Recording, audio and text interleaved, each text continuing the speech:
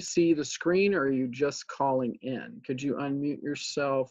Phone number 971-237-3899. Oh, and if you're on the phone, to unmute yourself, it's *6. I forgot to put that in the instructions. And I might be able to unmute you. Let's see.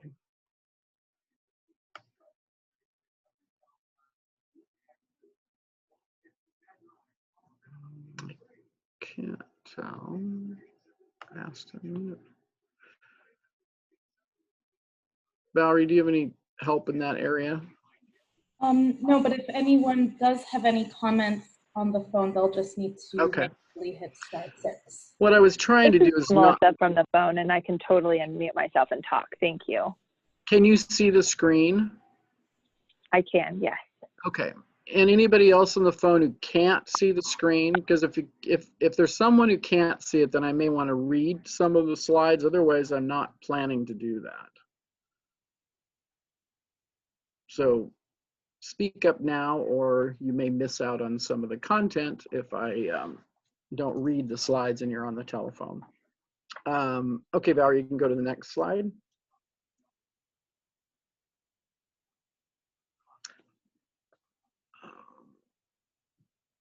Oh, one thing, I'm sorry, I forgot something. So before I go on to this, we have a little, if you go into the chat box, you're going to see a link, and I have 2 questions that I would like you all to answer. So if you click on that link, you're going to get a very short quiz. It's basically asking you if you consider yourself like a beginner grant writer or a very experienced, and then what you hope to get out of today's session. So if you could respond to that little survey by clicking on that, I would appreciate it, and then I'll get started. Okay, now you can go to the next slide.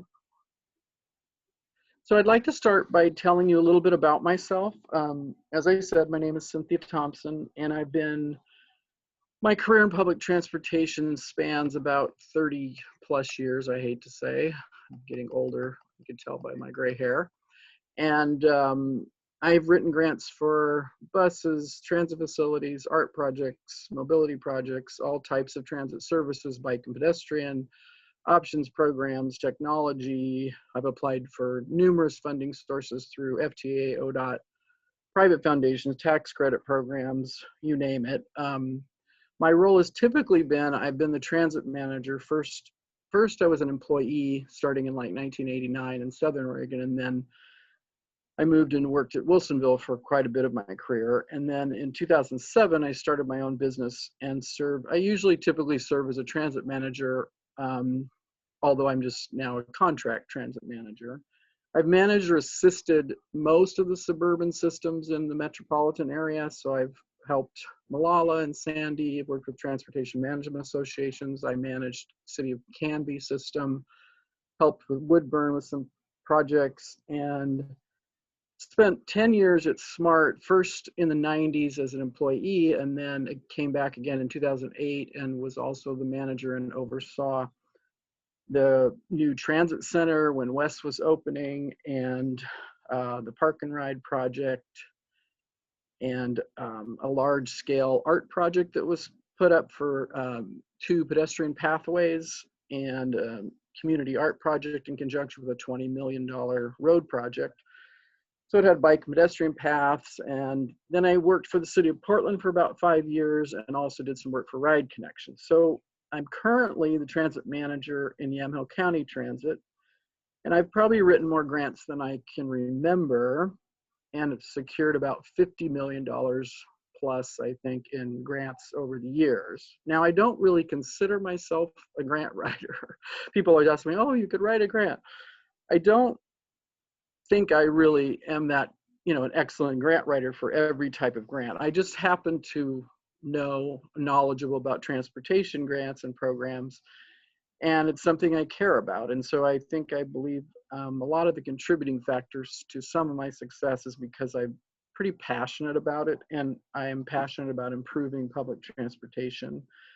And I have this vision for what I'd like to see the public transit world be. So I've learned a few things over the years, and hopefully as we go through this presentation, that will be helpful to some of you. So let's get started. You can go to the next slide.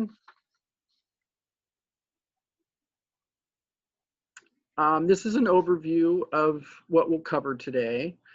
So we'll look at long-term goals, identifying project need, looking for grant opportunities, then planning your proposal, writing your application, some narrative tips and grant writing tips, submission, and then some resources at the end. So you can go ahead and move to the next slide. So Valerie, as people fill out that survey, I don't know if I can see what their answers are. Maybe you can give me a summary or. I can. We've had 42 responses so far. And if you'd like those responses right now. Yeah, that would be helpful. All right, well, how would you rank your grant writing experience? We have 48% as beginners. That's by far the largest group. Okay.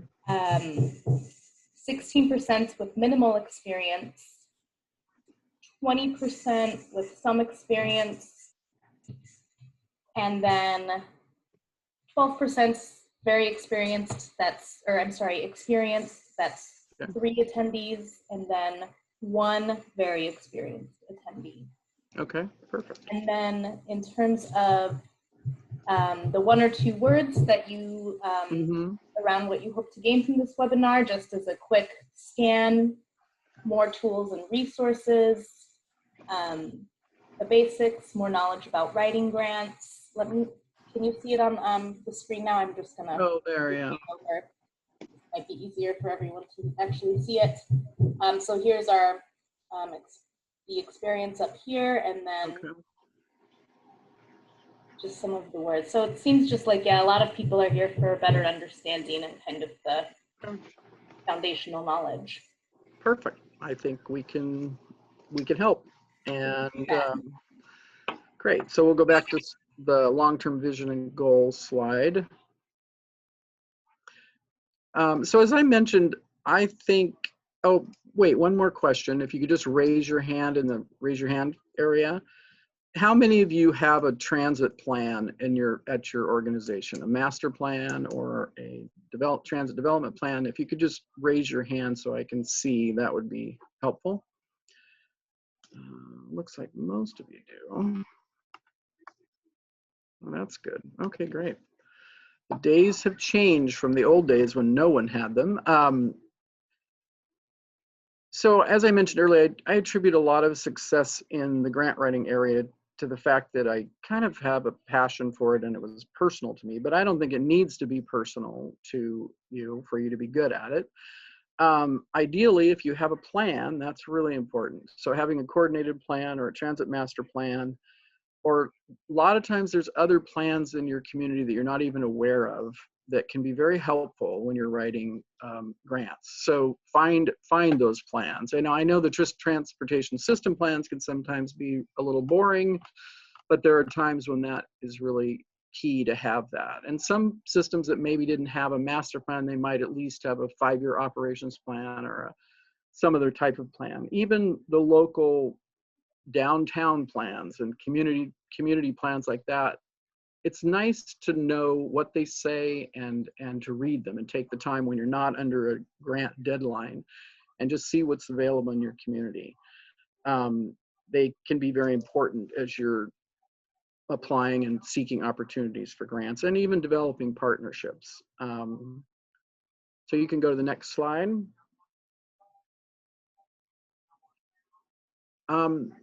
If you guys wouldn't mind typing into the chat box what your role is at the organization you're at, and I'll just kind of peruse that as I go through the presentation so I can kind of see what your role is. So if you have a plan, which it looks like most of you do, that's helpful because then you know it's a little more clear what your needs are. You've already taken the time, you've done some outreach, you know what your system does, you know what the community wants. That's really helpful. I can remember when I first started in transit, I used to think, oh, what a waste of time, what to do this plan. And I was so much more focused on just like, you know, the operations and getting service out there. But I've learned the hard way that just how beneficial having the plan is. And not just for the grant reasons, but for many other reasons when it comes to public transportation. So you have a plan. You probably know what your needs are, and you probably know what your capital needs are and what your operating needs are. But sometimes you may not be as clear on how your projects might fit with regional goals or state goals, and that's why it's important to gather those plans and read through them, and then see where you see some linkage between what you want to do with the transit system and what the transit system goals are and what some of these other goals are in your area. And then you probably do a lot of coordinating with other entities. But if you don't, it's really important to know what those around you are doing, and to go out there and get to know the people that and the organizations that are working in your community. Because sometimes there's unusual collaboration that can happen that can be really beneficial. All right, let's go to the next slide. Seeking opportunities. So it's always good to explore grant opportunities before your grant is due. You're probably aware of this. The most standard operating grants offered through ODOT and Public Transit Division. But it's a good idea to do some research, and especially when you're not all stressed out about facing a deadline, look for private grants and public grants, and then create yourself a simple spreadsheet that you could put the name of the grant, put what the deadlines are, what the basic criteria is, what the match rate is. Have that handy, so whenever you come across one, you just add it to your list so you're aware of what's out there. And that's been a helpful tool to me over the years, is I've just keep track of ones. I'll come across one like, oh, I've never heard of that, and I'll go research it and read about it. And then sometimes the timing's not right, but then all of a sudden the timing might be perfect, and if I wouldn't have put it down, I probably would have forgotten about it. So I mean, this slide is pretty self-explanatory. It's good to know, look for agencies and organizations that obviously provide grant funding. At the end of this slide presentation, there's some links to some good resources. And then look for entities where their mission aligns with the purpose of your project, and determine what grant opportunities specifics encompass the project's need. Ensure the organization and project request meets all the eligibility requirements of the grant, and then of course get a copy of the grant application. You can go to the next slide. The next 4 slides are, it's not a totally comprehensive list of all the different, there's a lot of grant opportunities, and some I'm more familiar with than others, but I always think a really good place to start, obviously, ODOT's Rail and Public Transit Division website actually has really good information and detailed information about all the specific operating capital grants that relate to transit. But this is a broader look. You could look at private foundations, state and regional and federal agencies. And one time, I guess I'll tell a short story. When I was at the city of Portland, we were working on some innovative projects to encourage people to bike and walk and carpool, ride the bus. And after a considerable amount of research, we found a grant opportunity through Robert Wood Johnson Foundation that dovetailed really nicely with a pilot project that we had implemented to encourage alternative modes of travel. It was called Travel Smart at the time. It's evolved to become the Smart Trips program that the city of Peabody currently offers to citizens. But Robert Wood Johnson was interested, they had a grant opportunity, and they were interested in funding a project about community design and how, when cities invested in infrastructure to improve walking and biking, what were the impacts on individuals' health. And so that health transportation connection hadn't really taken place. This was back in 2000. And so that project was one of the first, I think, in the Portland region that we had done. And it obviously, it's evolved and become pretty mainstream now in the transit world, where you look at transportation and the health benefits and all those things. But that would not have come to fruition if we hadn't been pretty active in researching and looking for lots of different opportunities to be able to find funding and to complete our pilot projects. You can go to the next slide. If anybody has questions, I need to make sure I'm monitoring them here.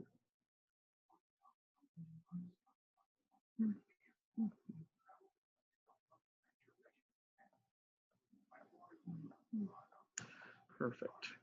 So I'm not going to go into any detail in any of these. Most of you probably are familiar with the regular grant opportunities. There's quite a few. You know, we have 5310, which is you're probably most familiar with. Veterans Healthcare Transportation Program, 5311. You can go to the next slide. 5339, there's 3 different types of 5339. There's the regular one, there's a national for bus and bus infrastructure program, and then the low and no emission bus and facilities program. STP, then you have TGM and 53054 for planning. At Yamhill County Transit, where I am now, we got a TGM grant. That's how we funded our long-range transit development plan. And then I'm not actually that familiar with the Accelerated Innovative Mobility Challenge grant, but it looks pretty interesting. And it's obviously to come up with innovative design solutions and test new technologies and systems. So a lot of good grant opportunities out there right now. You can go to the next slide. And then of course, most of us, if you're working in the transit world these days, we have been blessed with House Bill 2017. It created a wonderful new funding source for public transportation. That employee payroll tax is going to help all of us improve transit in Oregon. So as you know, the regular formula STIF funds are to fund expansion or improvement of our services. And now with COVID, we're able to actually do some help with maintaining service. And then the discretionary program and the network, state transit network, are also to improve it, but they're not for ongoing operations. And then of course, most of us are familiar with STF, which is for people with disabilities and elderly. And that fund is going to be rolled into the STIF formula funds in the next biennium, I think in 2023. So before I move on the grants, does anybody have any questions or any comments up to this point? Any real specific questions you might have about grant sources or anything that I've mentioned so far? If you'd like to unmute yourself or raise your hand, and then I can call on you so we can do it in a more orderly fashion.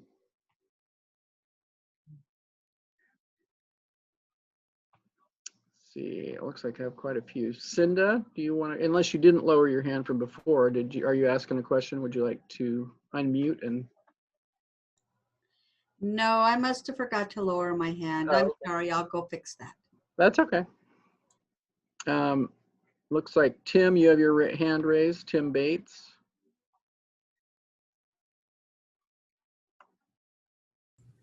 No, sorry, Cynthia. I'm guilty, same as Cinda.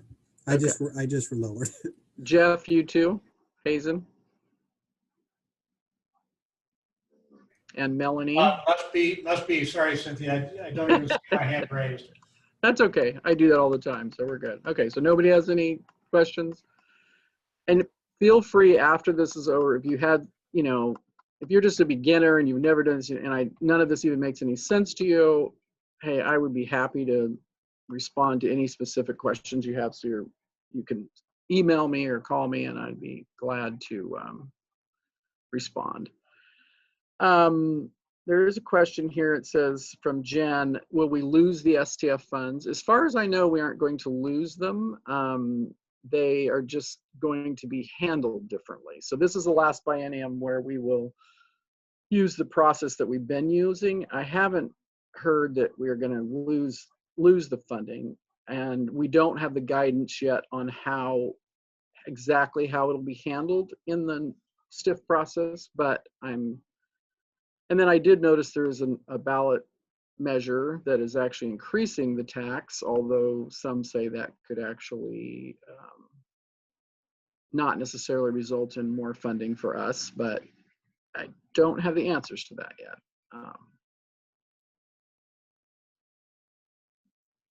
And someone, Kim said there could be small changes in allocation due to consolidating. All right, you can go to the next slide. Okay, so planning your grant proposal. Obviously, you need to decide, you need to take some time and look at what are the resources that are required. Is there a local match? Do you have the local match? Determining the community impacts, who will be impacted by the project, and then of course getting some support letters. Now, I would highlight here, letters of support are really important for most of the grant opportunities. And I would say start early and even identify, before you even know what grant you're going to go after, you probably know who your partners are. Like typically I will be able to get letters of support. I mean, Yamhill County is a county that has 10 cities and all the cities are part of our transit district. So a lot of times depending what the project is, I can get, support letters from the cities, but I like to get them from the Council of Governments or from other organizations, depending on what the project is. And think about this early. And I usually draft a sample letter and then I send it to the organization and say, I want you to modify it, but they need to know the details. They need to know what you're asking for, how much it's going to be, what some of the benefits you see are, and they may have to take it to their board or their council, so it can take time. And if you wait until, oh, I've got 2 weeks until this is due, you may not have enough time to get it. And I've fallen in that trap many times in my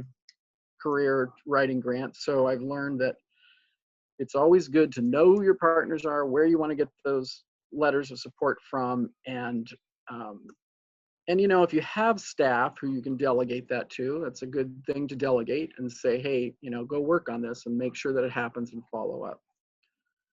You can go to the next slide. Let me see here. Did somebody ask? Okay.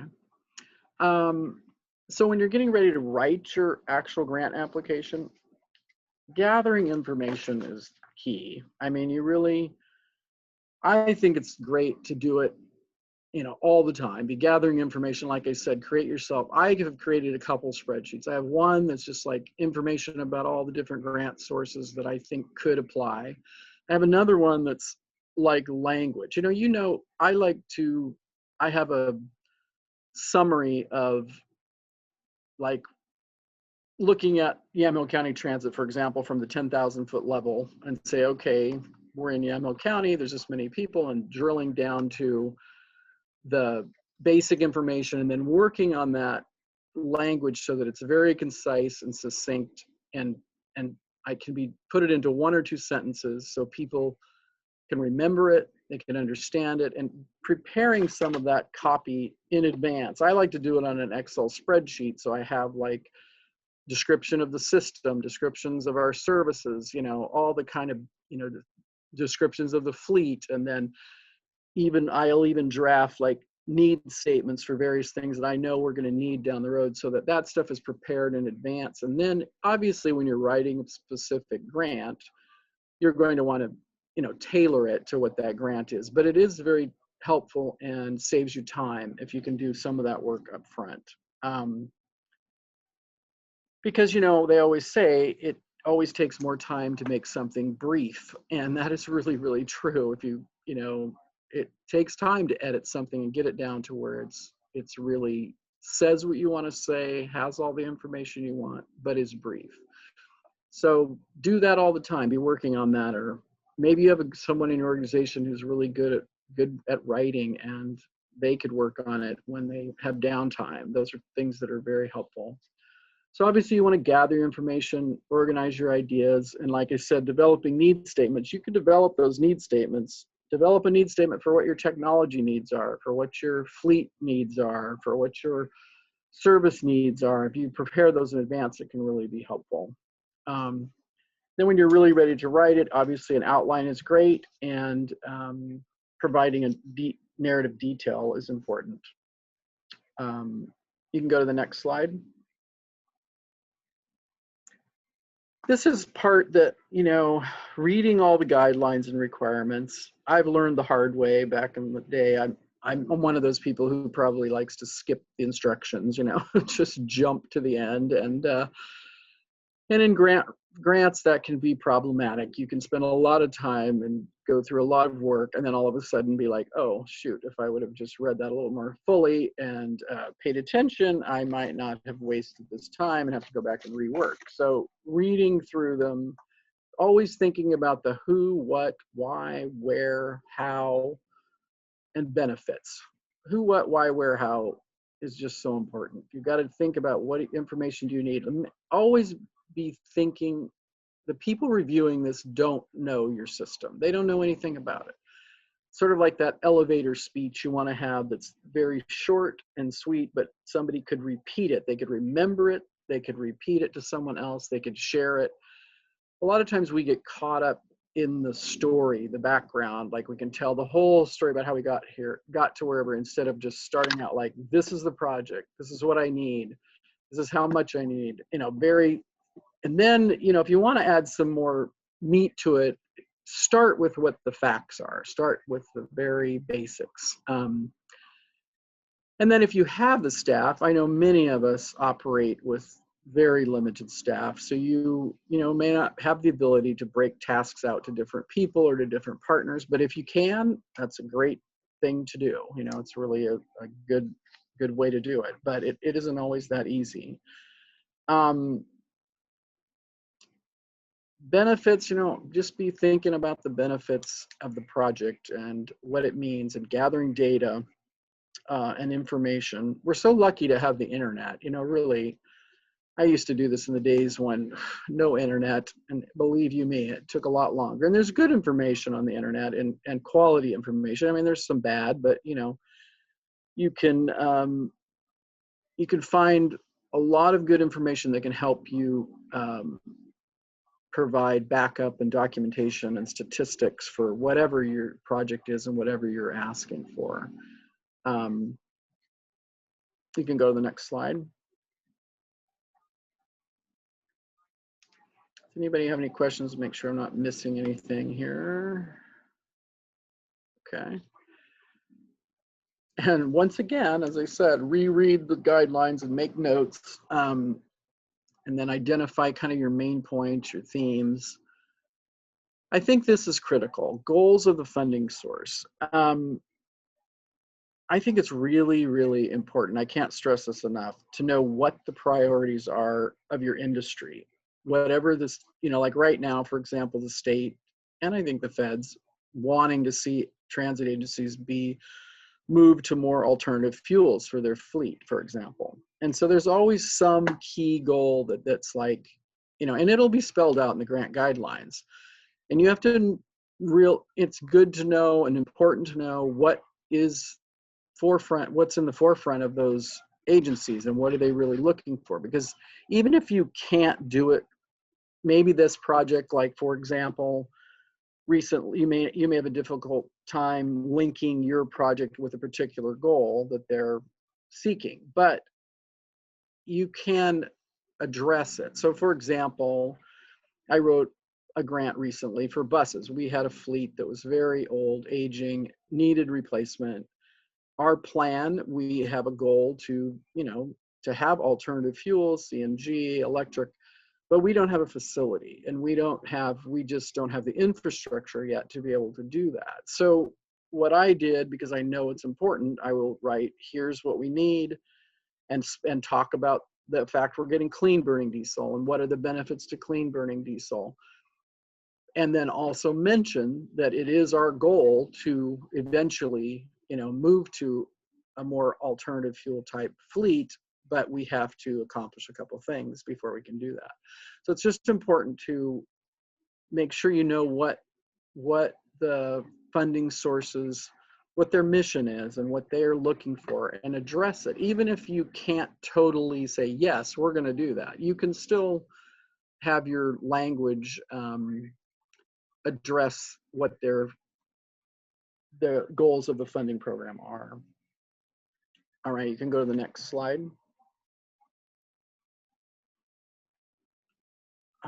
This kind of just feeds back into what I just said, you know, finding the facts and evidence to support the project proposal, establish your organization is capable of addressing it, and, you know, just having kind of this overall thesis that is supported by the grant proposal. And why should you care about that? Because nowadays, you know, it's getting more and more competitive in the grant world. And I think a few years ago, you could get away with just being fairly broad in your responses to things. And now, I mean, you really kind of have to back it up. One example that I have that comes to mind is when I was writing a grant through the STIP process. It's been a few years ago now, but they ask a lot of questions about safety benefits, health benefits, economic benefits, you know, lots of things that I didn't really have excellent local data to back it up. So, but there's a lot of information out there in the world that you can gather about the benefits of public transit as an industry and how it benefits, what the safety benefits are and what the economic benefits are, et cetera. So it is, you can still address those things even if you don't have, you know, all the data that you would love to have locally. Okay, you can go to the next statement. Next slide, I mean.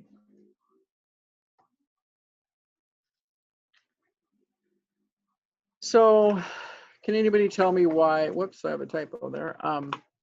It's supposed to be this project.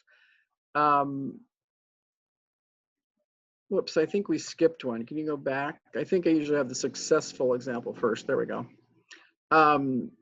Describe how this project will improve access.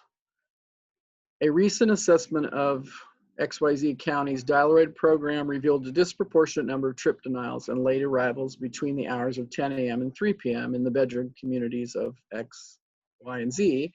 The proposed project will improve access by supporting additional drivers and vehicles during peak demand hours. Does anybody want to chime in on why this is a successful example?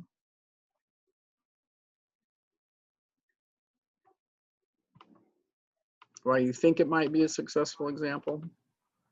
It's very specific and to the point. That's right. Not broad, it's specific. It's giving you numbers. It's telling you exactly when the time period is and what the project will do to improve the service. Okay, you can go to the next slide. Describe how this project will improve access. The answer, the dial-a-ride program in blank county is the only option available to people who don't drive. From what I've heard, we get a lot of applications that say things like this. So what do you think? Anybody want to comment on why you think this might be problematic?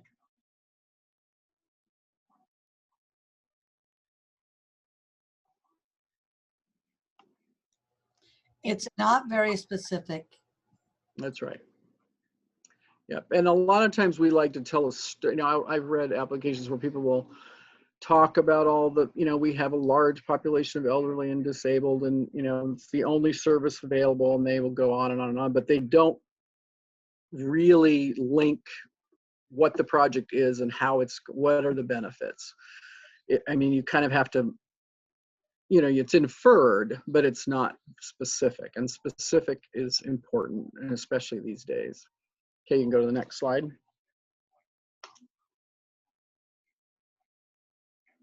So this, the initial outline will serve as a guidance when you're writing the narrative and getting your supportive data. So you kind of want to, like, you know, outline it, have your main sections, create a checklist for yourself. As I mentioned earlier, I really think the key personally is that crafting statements ahead of time. And I think doing that can save you just so much time. If you just create yourself a little spreadsheet, and then you can copy and paste, and I don't know about you, but I don't write my grant applications on the form anymore like I used to. Too many times I'll spend hours and hours and I'm writing my grant in the whatever the form is online, and then some technology issue will happen and I might lose hours of work. So I've learned my lesson the hard way, and I've started writing. I write it either in Word or I write it in Excel, and I will literally take every question that's from the application and put it into my own document and then answer it. And then I can just cut and paste when I'm really ready to put it into the application and submit it. And that saves time, and also for some of the narrative that you can have already done that's just general information about your system, it just can really save you a lot of time. And you have a lot, and you can spell check it and, make it look nice and do all those things. And most, I think the new Cognito forms that most of our grants are, you can, cut and paste, and it's pretty simple and easy to do. And then of course you just check off, as you go through your outline, and then just really keep looking at those format requirements, the grant requirements, because sometimes there's little things, kind of the small print, so to speak, that you can miss, and you hate to, not be selected over some, formatting error. That's just, nothing is worse than that, I think. We have a question. Let me make sure I'm not missing anybody here. Are there, let's see. Are there specific resources you recommend consulting if local data is not available? An example would be Aptifax for transportation safety. I've used Aptifax a lot. Sometimes, I've just Googled, but I use CTAA has some good data. Apta has good data. Health data, like actually Robert Wood Johnson now has some pretty good health data. City of Portland has some good information from a lot of their programs, depending on what the economic development. I think I'm going to mention this in a minute. Let me see.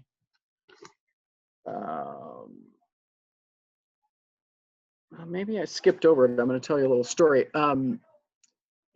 Economic development one can be kind of a challenging one at times for people, because it's like you know it's important, but you don't really know how to talk about it. So on more than one occasions, I'm no expert on how transit impacts economic development. I know it does, but I don't necessarily have specifics. So I actually went out and paid a firm that does economic analysis, and I had them do some economic analysis when I was at SMART, and then I've did it at Yamaha County Transit as well. And I think sometimes we forget that, you have a transit system with a $2 million operating budget. Most of that is for drivers' wages. The wages go into the community. In fact, can I share a screen, Valerie, if you're sharing it? Yes, I will stop sharing and then. Okay, and I'll share something I have here. Okay, let me try here.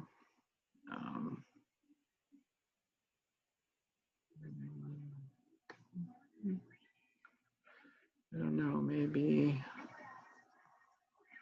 I opened it up, but I'm not, oh wait, here. Okay, there it is. I didn't see it, but hold on a second.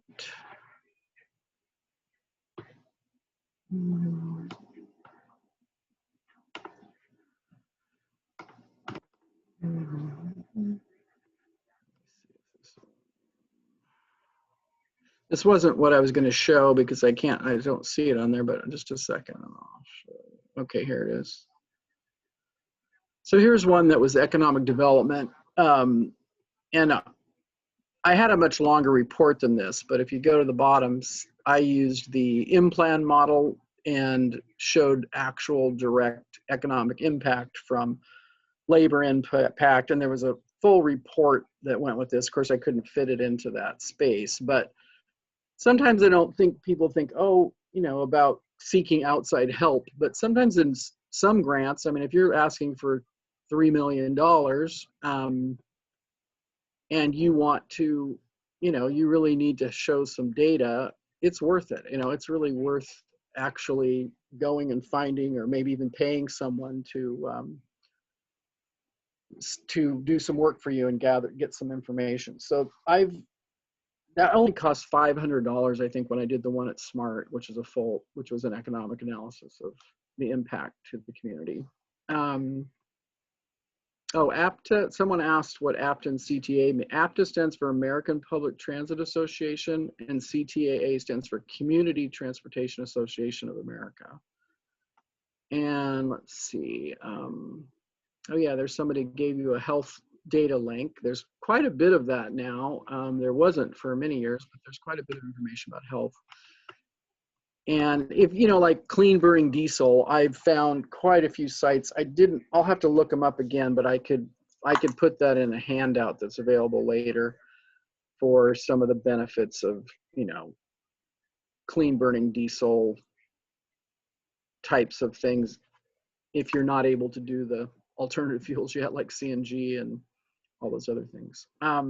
Okay, let's go to slide, let's see, where are we at? I think slide 20. Oh, there. Oh, you've got it there. Narrative scope. Thank you.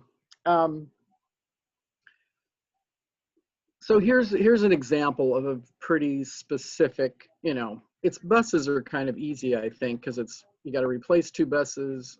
I always think it's good to refer to things like state of good repair, because, you know, that's the terminology that the transit industry and Federal Transit Administration uses.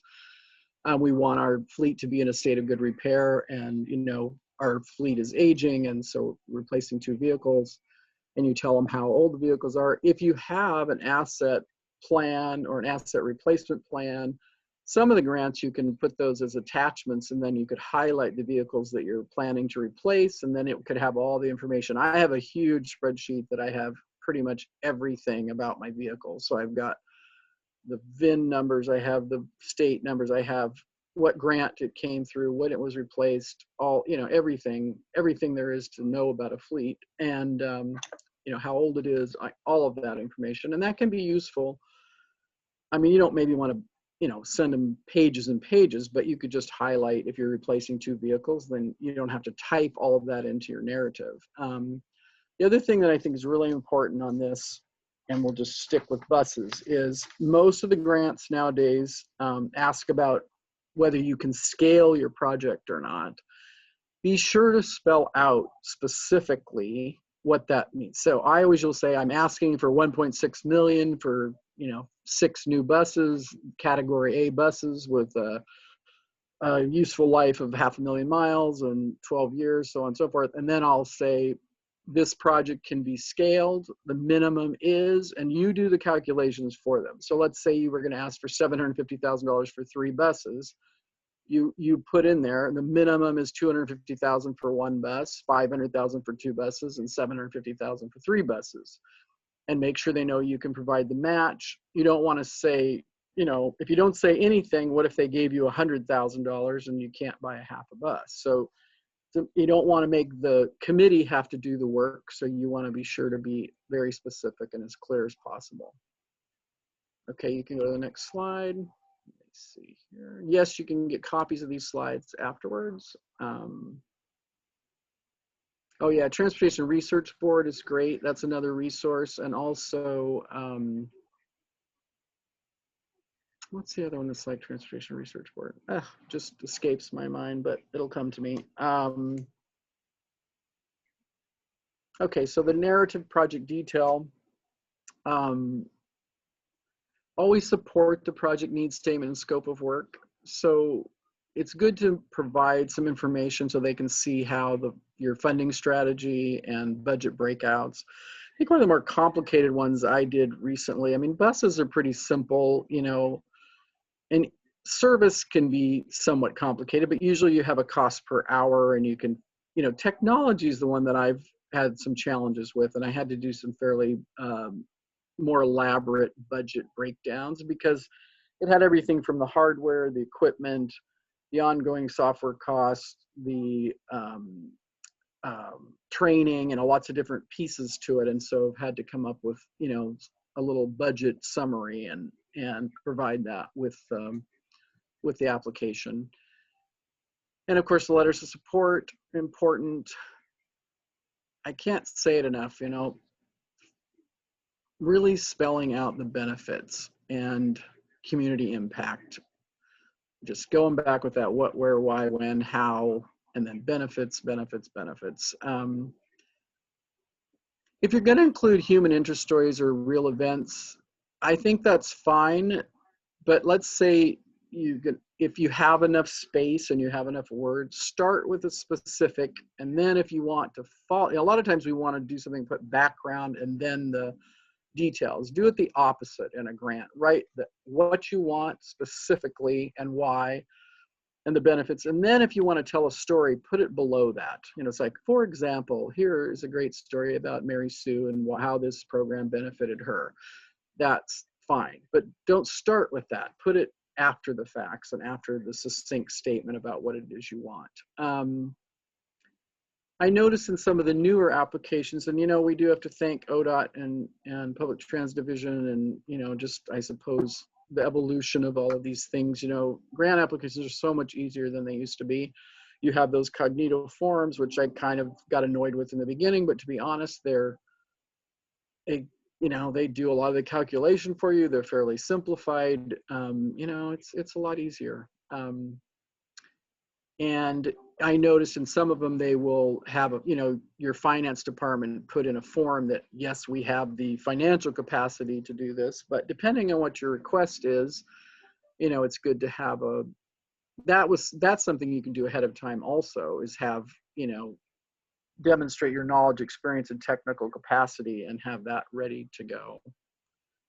And I think the applications, they pretty much lay out the timeline for you, but, you know, a lot of grants, especially if you go after private foundation, things like that, you're going to have to create all of those things yourself. Okay, you can go to the next question, next slide, I mean, and let me see if there's any questions here.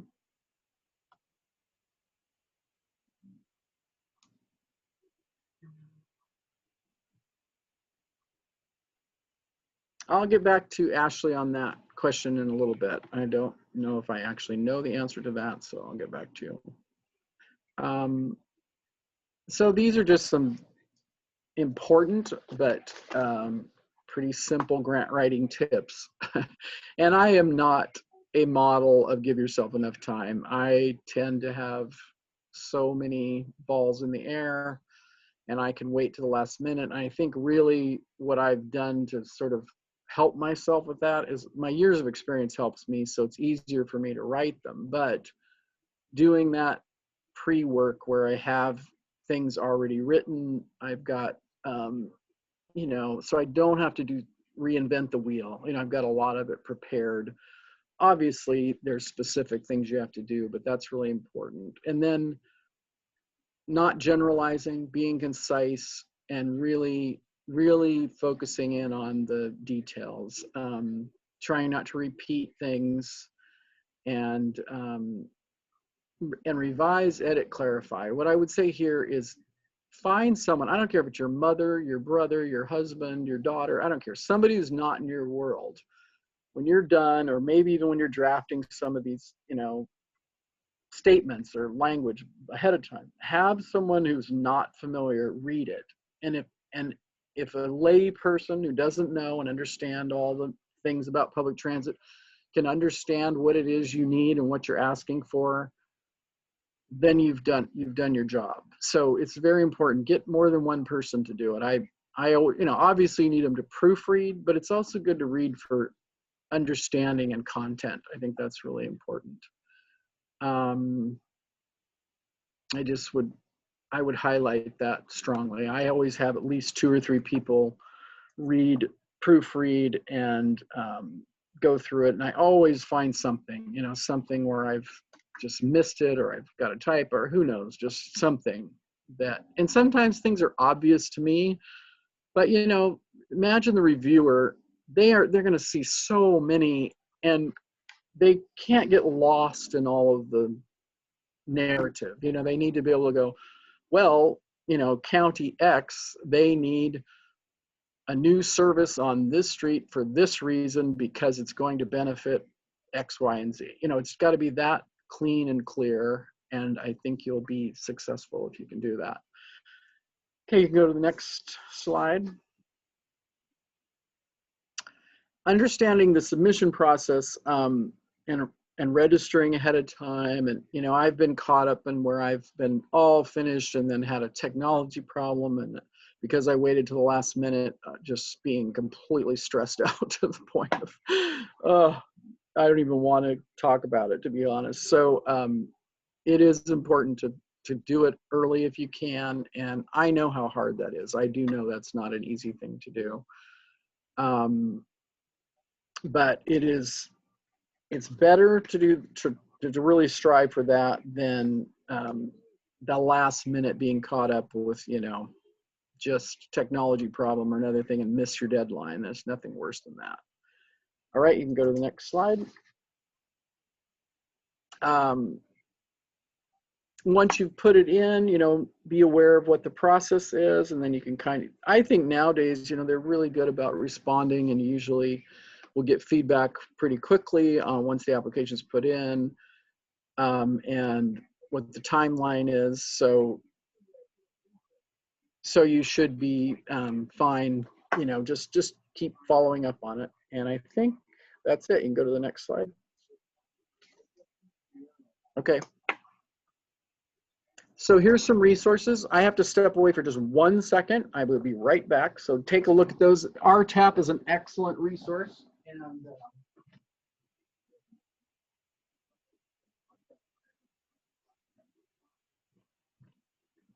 sorry about that.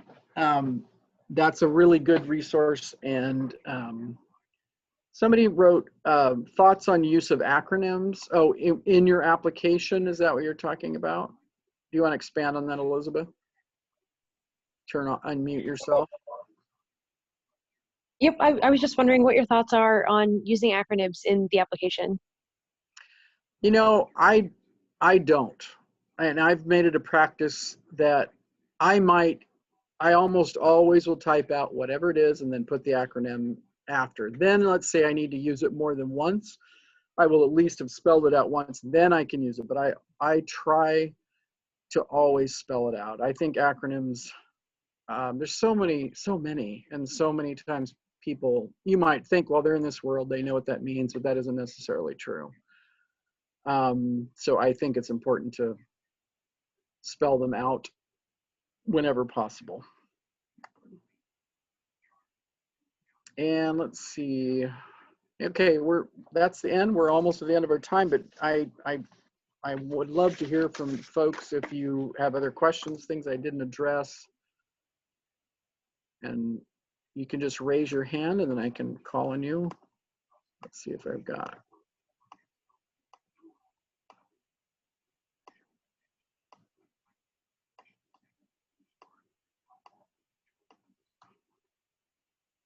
I'm not seeing any, but I hope this was helpful to you.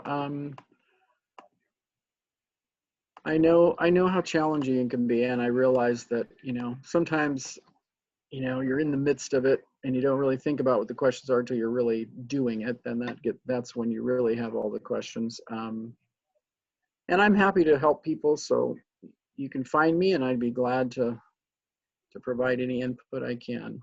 I like grants, right? I like grants. I like grant writing. I think to me, it's kind of the part about like having a vision for the future for your system, and that's what I really enjoy.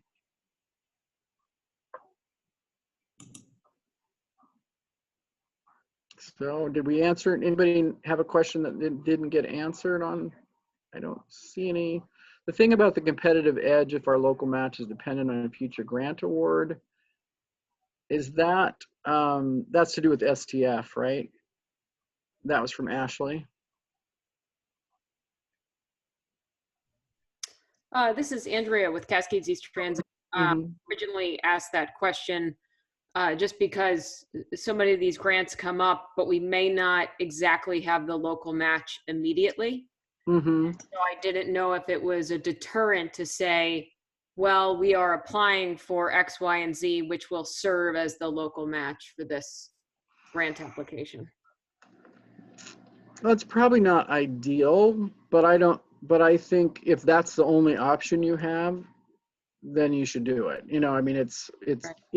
You might lose out someone who says, yes, we have the match, but you'll never know unless you try. So, and if you don't have any other option but that, there's not really much else you can do.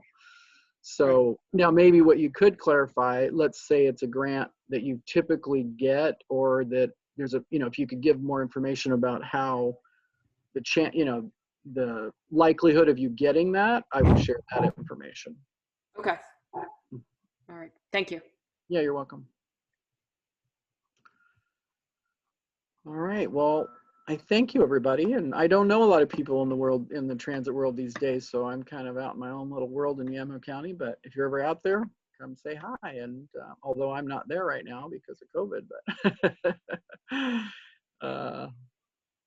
but I appreciate you joining this webinar, and best of luck in all your grant writing experiences.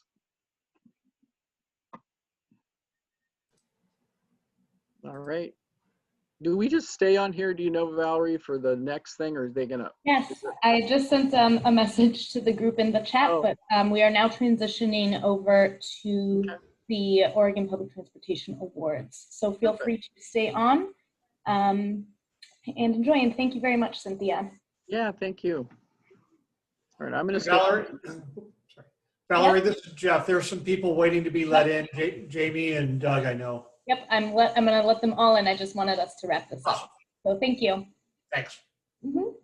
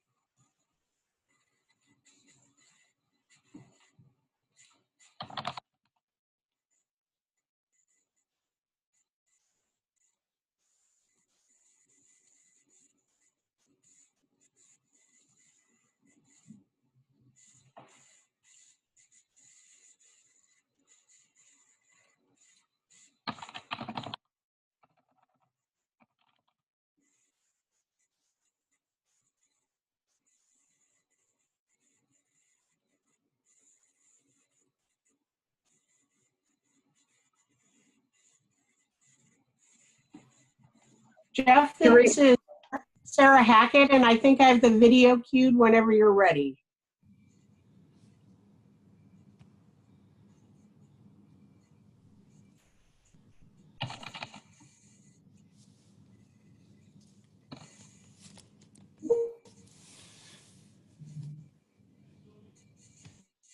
I think you can go and start the video, Sarah. Okay, thank you. Thank you.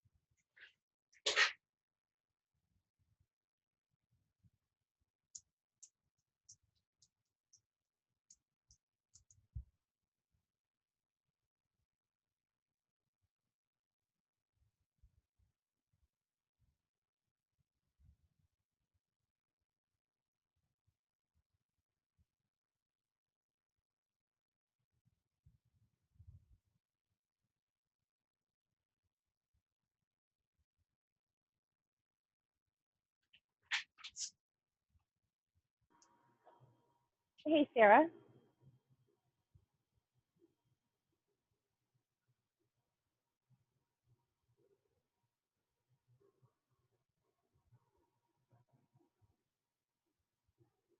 Yes, Jamie? The video it doesn't have any sound and it's not running through. It looks like Marnie can play the video for you though. Okay, great.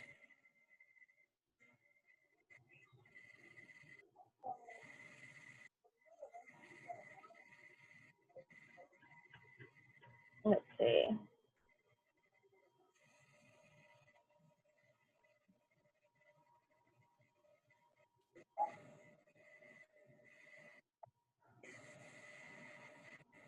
Okay.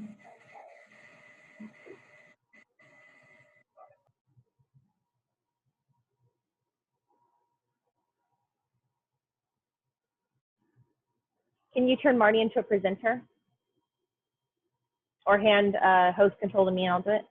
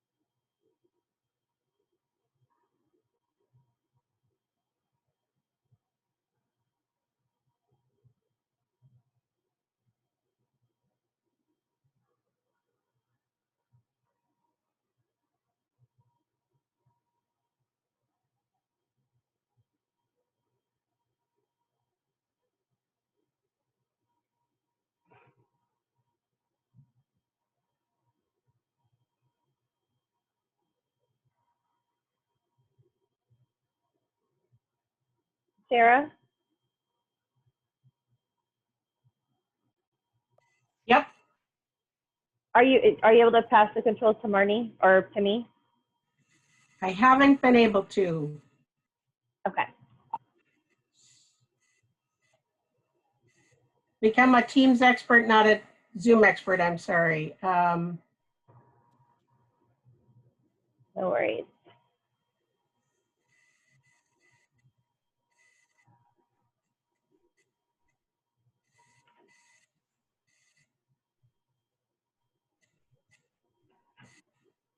Yeah, because I don't have controls on this particular one because Sue set it up, so I can't make changes to this one.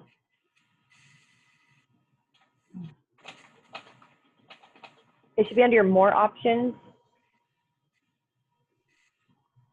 The little dots.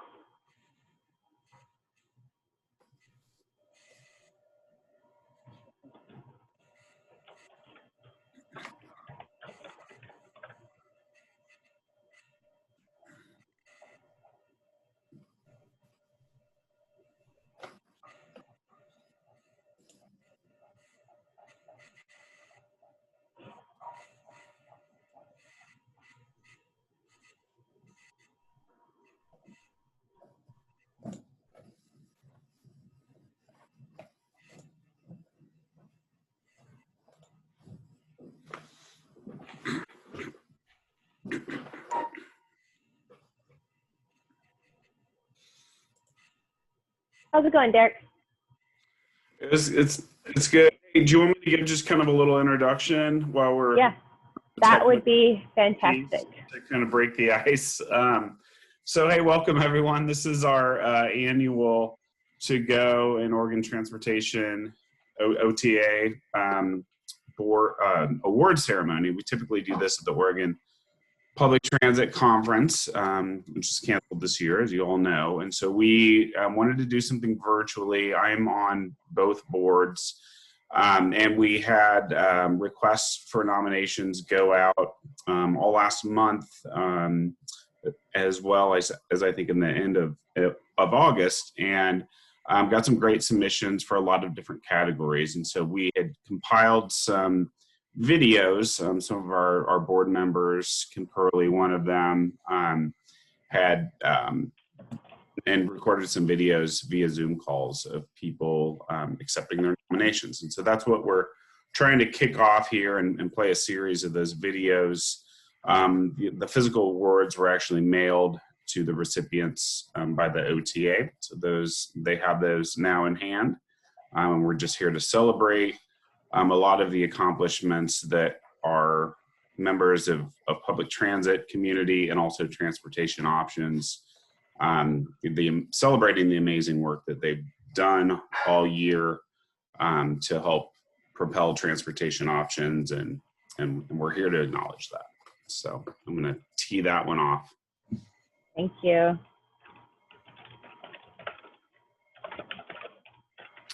And then Marnie, if you have anything you'd like to say about the video themselves, or Kim, if you wanted to chime in on anything while we wait.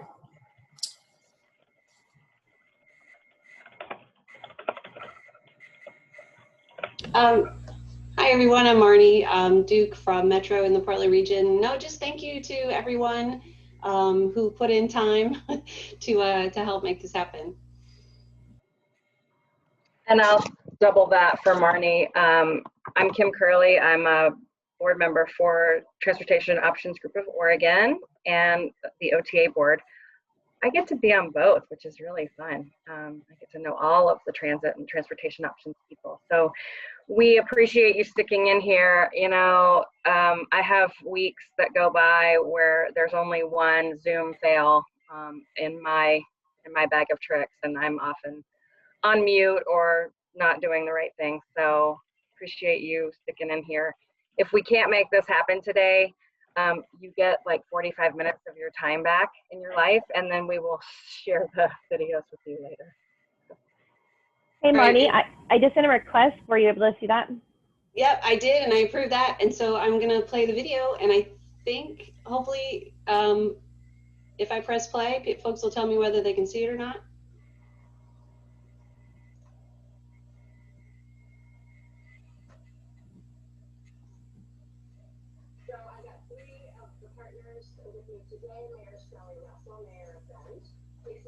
Marnie, you got to You share. have to share your screen. Share your screen. Oh, okay, so I have the ability to do that. Sorry. It's all happening. All happening.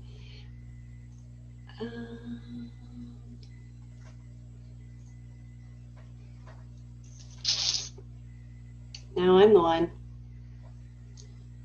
Screen share. There we go. All right, let me see if I can start from the beginning here.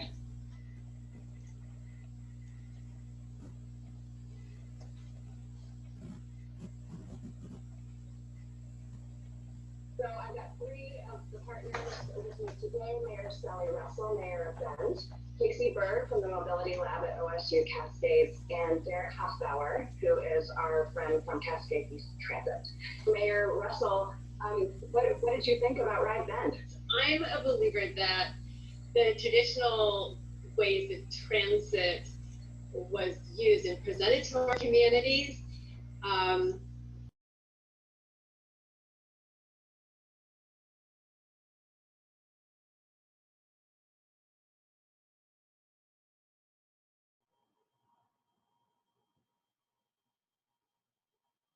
You can't mute yourself, Marnie, I don't think.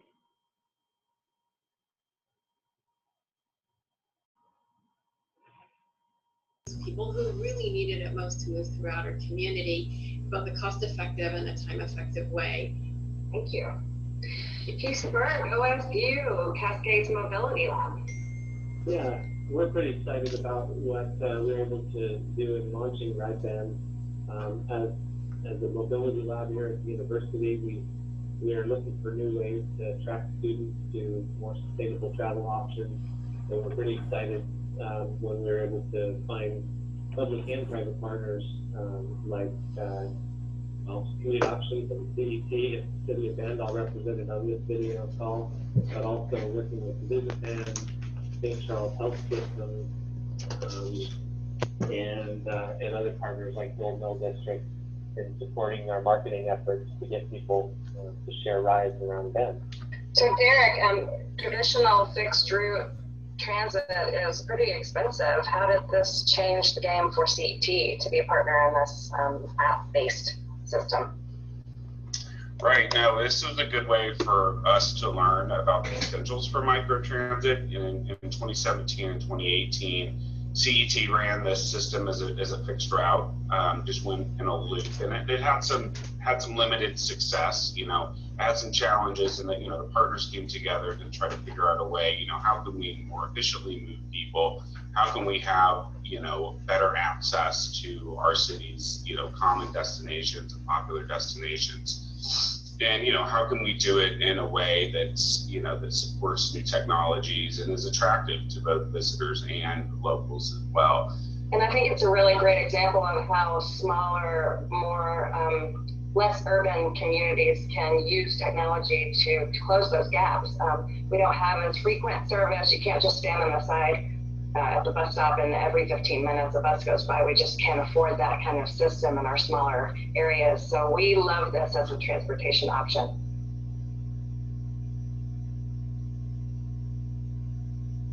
Hi, my name is Marnie Duke. I work for Metro in the Portland region in the Regional Travel Options Program, and I'm happy to present today the Oregon Public Transit Hero of the Year Award to Kathy Fitzpatrick at Mid-Columbia Economic Development District. Kathy is a public transportation hero in normal years, and in the time of COVID restrictions, even more so for the residents of the Columbia Gorge. During 2020, with social distancing and protocols to reduce the spread of COVID, the providers in the Gorge pivoted from taking people's places to bringing services to the people. Meals on Wheels, pharmacy, grocery, and other essential services were put onto buses and brought to community members in need. Kathy was instrumental in helping people get connected to what they needed during that difficult time. More recently, Kathy has been helping the Native American and Latinx communities safely reach COVID-19 testing sites using buses and coordinated carpools. These communities have been hit hard by the virus because of close living quarters, lack of running water, and transportation challenges. The communities of the Columbia River Gorge are more livable because of Kathy's dedication and enthusiasm. She is a true public transportation hero. I'm not the real hero. The real heroes are the bus drivers and the people, the dispatchers, and the people making sure that the buses are running. Really working deeply with these existing partnerships, I think, has really been so much more meaningful than ever, and that direct impact to these people's lives, really seeing that direct impact to these people's lives, really seeing what it means to the Gorge Native American population to have transportation to get to this testing site so that they can make sure that their people are healthy and make sure that their tribe stays intact. I mean, we've just seen so many tribes decimated across the United States by COVID-19, and it was starting to happen in the Gorge. And with this strong partnership with the community, with the healthcare community, and with transportation, and with many other partners, we've really made sure that the community can stay healthy.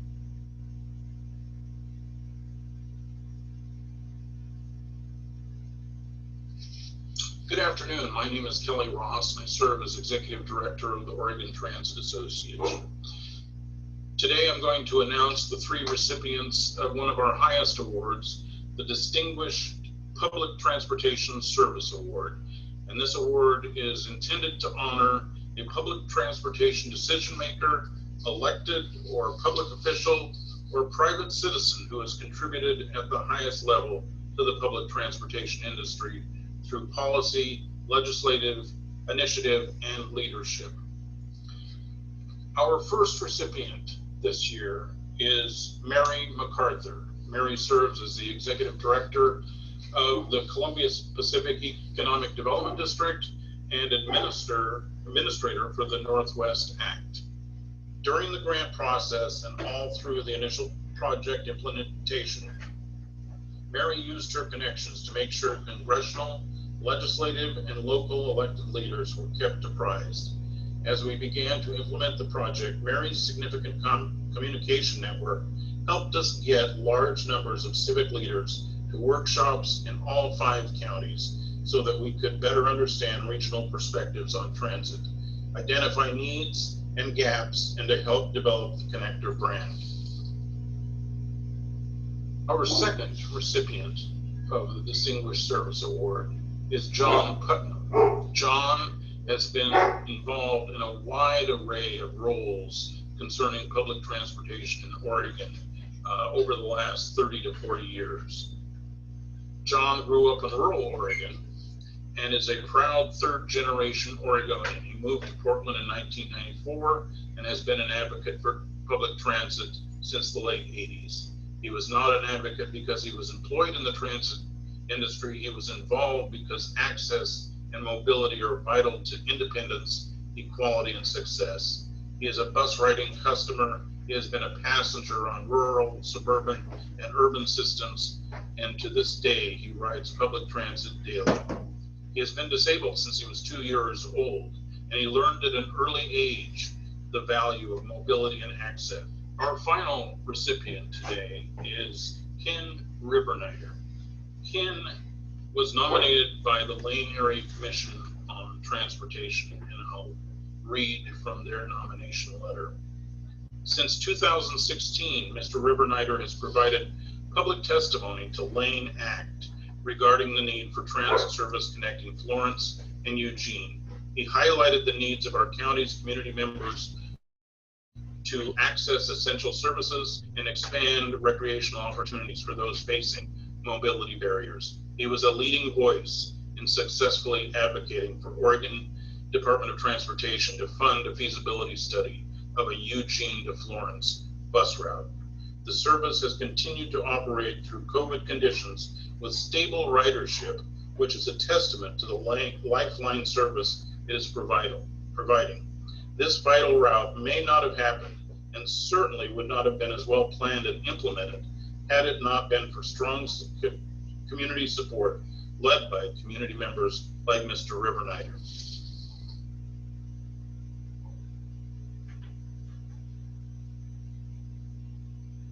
Hello everyone, so my name is Adam Gomez.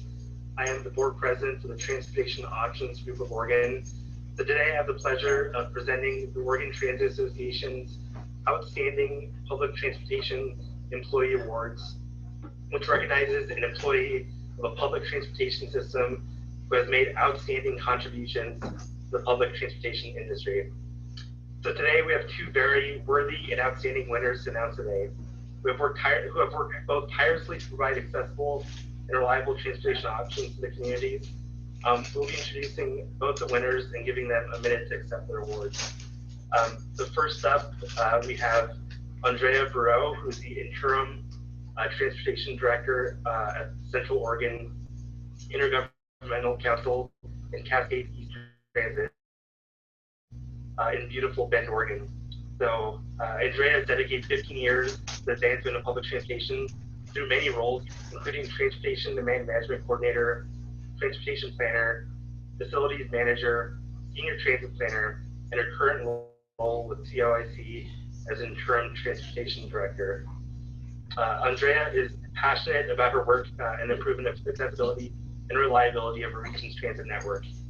Andrea has worked on implementing new veterans transportation services, played a vital role in the successful development of the 2040 Transit Master Plan, and provided valuable leadership throughout her region. She's been lauded by her staff at Cascade East Transit for incredible work ethic, knowledge, and leadership. It has inspired her team to dream big and achieve remarkable accomplishments. Andrea has stepped up in a time of need during COVID-19 to take on the role of interim transit director in order to ensure that all the needs of Central Oregon's transit users are met to the very best CT capability. Andrea has gone above and beyond to ensure that public transportation in whatever region she resides thrives for the communities it serves. Congratulations, Andrea. I'll give you the floor. Thank you. Thank you so much. I am so excited to accept this award. It has been a challenging time during COVID, but I do take these opportunities to learn and see how I can improve the service and be one step ahead. So this pandemic has definitely brought in some emergency management roles that I've never played before. But I am excited to keep Central Oregon alive with public transit. I'm also excited to continue branching out both on the rural side as well as the recreational side here in beautiful Bend, Oregon. So there are plenty of opportunities for our transit agency to grow and be such a unique provider in the nation. So thank you so much, and I look forward to years to come with this agency. So next, I have the pleasure of announcing Scott Eason, who is the Transportation Manager for Rogue Valley Transportation District in Southern Oregon. Scott got to start at RVT 24 years ago as a part-time coach operator. RVT saw potential in Scott, but did not realize who they had hired. In a very short period, Scott stepped up to become field supervisor. At the time, the district was relatively small, and like most small operations, Scott wore many hats. Soon, Scott became an expert on run boards, scheduling, safety, OSHA, and everything in between. He had a drive and passion to learn every aspect of the job, and his dedication landed him another opportunity in 2008 in the role of Transportation Manager for RVTV. Scott's step into management came at a time when the district was experiencing difficult waters and rebounding from the 35% service cut and a new management transition. Scott brought into the vision that RVT was going places, and he wanted to play a part in going in that direction. Fast forward a few years, and Scott's department has grown from 35 employees to 85. Scott has been a rock in the transportation department and to many across RVT community. Scott's dedication, work ethic has never wavered, and has always been willing to take on more responsibility to serve his community. Scott took charge of the district's emergency response plan and has completed numerous emergency response certifications. His training paid off during the catastrophic Almeda fire that tore through the Rogue Valley in September. Scott's leadership and knowledge gave our operations department direction and helped the department stay focused. Scott will be retiring this year. Everyone at RVT would like to thank Scott for his service and dedication to the district and the community. So congratulations, Scott, and I'll give you the floor. Thank you, Adam. I appreciate that. It has definitely been a long, wild ride over these last 24, almost 25 years. And like I said, I'll be retiring in February. I want to thank the association for this honor. Congratulations to Andrea. It sounds like you're doing great work up there in Bend. And again, thanks again for this award. It is truly an honor.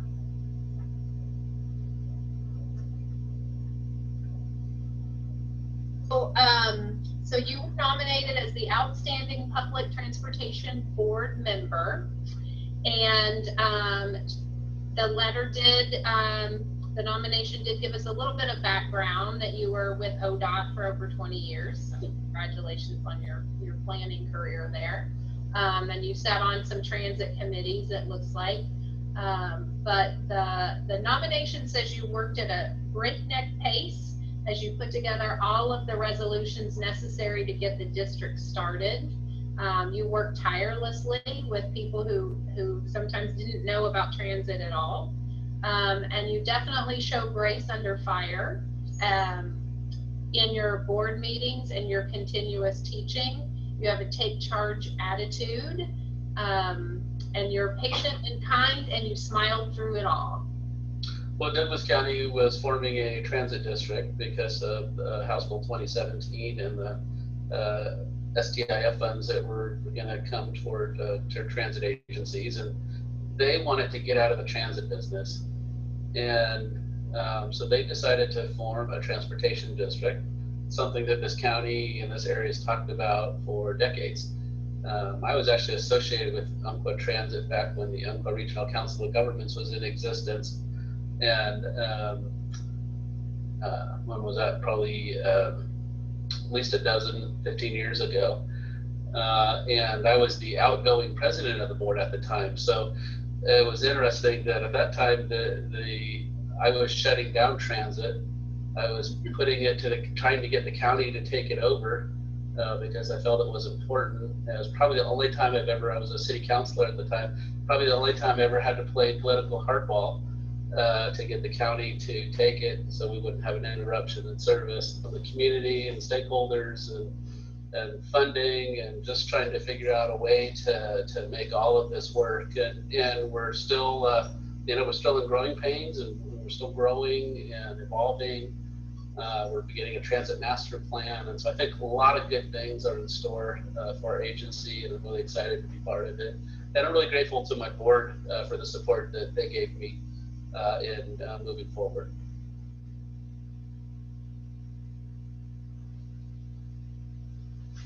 The Transportation Options Group of Oregon Program of the Year Award recognizes exemplary transportation options programs and projects that directly contribute to the goals, visions, and implementation of Oregon's Transportation Options Plan.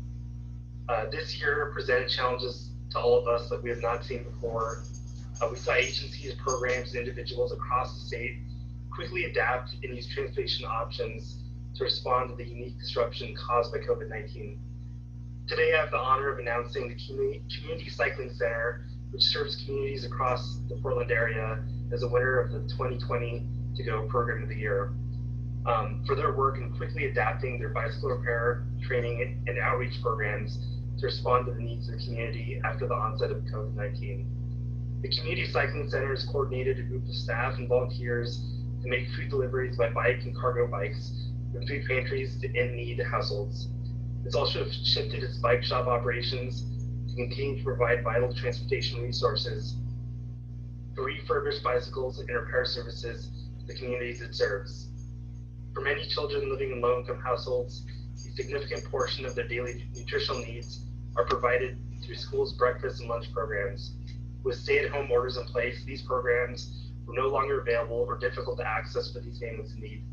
The Community Cycling Center stepped in to fill the gap. At 2 local schools, they have developed working relationships with through Safe Route School programming. The Community Cycling Center utilized their deep community partnerships with local elementary schools, neighborhood groups, and individual volunteers to serve the community. So today we have Johnny Ling, Interim Executive Director of the Community Cycling Center, to accept the award. Thanks, Adam. I'm honored to accept this award on behalf of the Community Cycling Center. Obviously, the credit belongs to our incredible staff who brought the concerns of the community forward, and to the dozens of volunteers who support the work each week. Without the volunteers, we wouldn't be able to have the impact that we're having. Part of the issue was that the food pantry moved from where people were able to get it, walk to it, and didn't have transportation options that they thought were safe to get to the other locations. And so we quickly mobilized to use bicycles to do that. And then in another neighborhood, we partnered with another community-based organization who was delivering all by delivery truck, and was having a lot of trouble with delivering to apartment complexes. And so bikes were uniquely qualified for getting into those tight spaces. Big kudos to our staff and our volunteers for making that happen in the short term.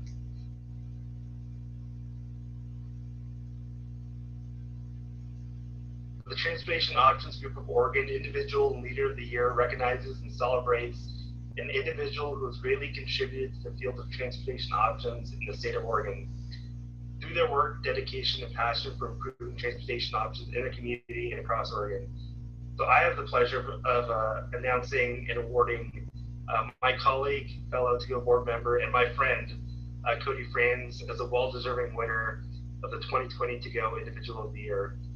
So Cody always goes extra mile. It exceeds program goals and expectations, from seeing the need in creating rural-focused safety and outreach events, ensuring that the business community challenge is a quality and well-run event. He's always first in customer service and on mission. Cody is friendly, outgoing, and a creative problem solver. He's been a great asset to furthering transportation options work, not only throughout his community in Eugene, but also across the state, providing his leadership and skills to statewide programs and campaigns, helping improve mobility, accessibility, and options for all. In addition to his professional work in transportation options, Cody has also made time to serve as the To Go board treasurer for the last 6 years, a period filled with growth and success for our organization, due in large part to Cody's dedication and hard work ethic. Never in a million years thought TO would kind of be my passion in life and what I would do, but let alone to be honored for that work. So thank you guys for thinking of me, and it's been great. It's been a pleasure. Well, you earned it, you deserve it, and congratulations, next thing, Cody. One thing I did want to bring up is that in the transportation options field, you're the only person that I know. A lot of us get people to try different modes like walking, all the biking programs, carpooling, of course riding the bus. But you have the distinct kind of success of being able to get somebody to commute by boat. So how was that? I know during this you challenge you had a couple. So, not only did I get one individual to do it, we actually that year, for some reason, it must have been warm enough or there was something in the water, because we actually had 3 individuals who commuted to work by boat. Yeah, we had a couple of whitewater raft, like kayak kind of guys, and had someone get their canoe out and go upriver, Yeah, well, there was actually 2 people in the canoe, so it was a canoe full. I like that. Inventing new modes for all of us to try out. Hey, you got to think outside the box, Awesome. Well, congrats again, Cody, and thanks for all your hard work. Hey, thanks. Yeah, I really appreciate it. Like I said, it's a huge honor.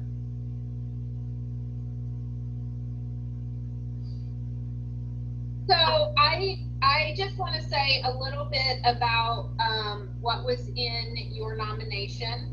They talked about you being recognized for your strength, vision, motivation, spirit, knowledge, leadership, and perseverance. Yeah. Now, how about a couple things you love about public transit management? I love the people, both the people that I work with, but also the people that we serve. When we started into this whole STIF funding, and there were opportunities to do some things different, see what was different that we could do that was going to work to really make a difference. We were working on something called Free Ride Fridays, just to get people introduced to our system, given an opportunity for that mom with 4 kids to be able to afford to ride to use the system. And I had calls, heartbreaking, tear jerker kind of calls. One lady called me and she was demanding to speak to the manager. So of course, when somebody demands to speak to the manager, that's not usually the best thing. And I got on the phone and she says, "Are you Cheryl?" And I said, "Yes." And she said, "Are you the one that's responsible for Free Ride Fridays?" And I said, "Yes." And she said, "I just want to thank you from the bottom of my heart. The $4 that it takes me to get to the grocery store and the $4 it takes me to get home for the paratransit service, because she couldn't ride the regular bus service. She said, I just want to tell you that allows me to buy a chicken and rolls and salad. And so that's enough food to feed me for 4 days. And I get to go and I get to visit my granddaughter once a week instead of once a month." Doug, I'm gonna just say a little bit about what was shared in your nomination as well, and then let you take over for the same 2 questions. Quite a bit of the discussion in your nomination, they did talk about your role with the Northwest Oregon Transit Alliance, that you served as the chair of the committee for nearly 10 years now, and you're the driving force behind the continued success of the Northwest Connector. They also talk about you've been instrumental in bringing $740,000 in new funding to the Northwest Oregon Transit System through marketing planning, an award-winning website and trip planner, and a preliminary design of 24 additional transit stops. They talk about how you're a visionary leader, and there's a lot of conversation in your nomination from the people who sent it in about how important you were when they came into public transit, because you were such a role model for them. I think transit's just my passion. It's kind of like Cheryl said, the work that we do makes the difference of so many lives of people who live in our communities. And to me, that it just doesn't get any better than when we're seeing the outcomes that actually happen. And then lastly is I enjoy the process of developing a team of people who are mission oriented, customer service focused. And I just really enjoy when I see people coming together that all have a different mission within the agency, and they all bring it together and make things happen. And I just really, to me, it just gives me a high. I just love it. Ken, I'm sure that you have an interesting story for us as well. In your nomination, a lot of it speaks to just how much you've added to the services in your community, and how little there were when you joined Sweet Homes Senior Center. But it goes on to talk about how you've added frequency and you've extended the hours, and it sounds like you added Saturday service. And then you stepped into innovation and brought propane fueled buses on board. Sounds like half your fleet now are propane fueled buses. And also you're forward thinking with COVID-19 and the disinfecting system that you brought on board. Sounds like you just are, they talk a lot about your leadership and what you've been able to impact. I'd love to hear your stories. So I really appreciate this. This to me is the top of the rung of all the ODOT awards. I'm honored to have this and to share it with the two of you. So thank you. That's wonderful. Well, thank you all. I hear a running theme from all three of you. That you love it. And I think that shows in your work, right? When you really enjoy your work, you can really dive in and make a difference, which all of you obviously have. And boy, you've all done so many different things that you then were able to apply to your management. I mean, starting as a driver with no guaranteed hours and planning, and then, turning your planning into driving and dispatching, and coming from a business side and applying that to this public servant aspect is very impressive.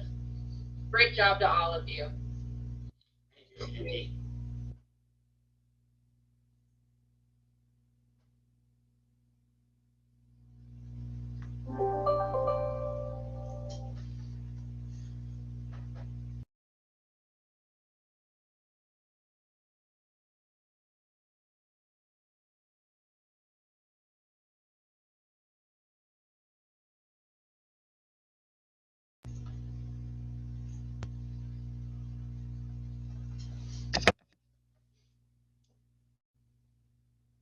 All right, well, I've stopped sharing my screen. Maybe, Sarah, we can hand it over to you, or Jamie.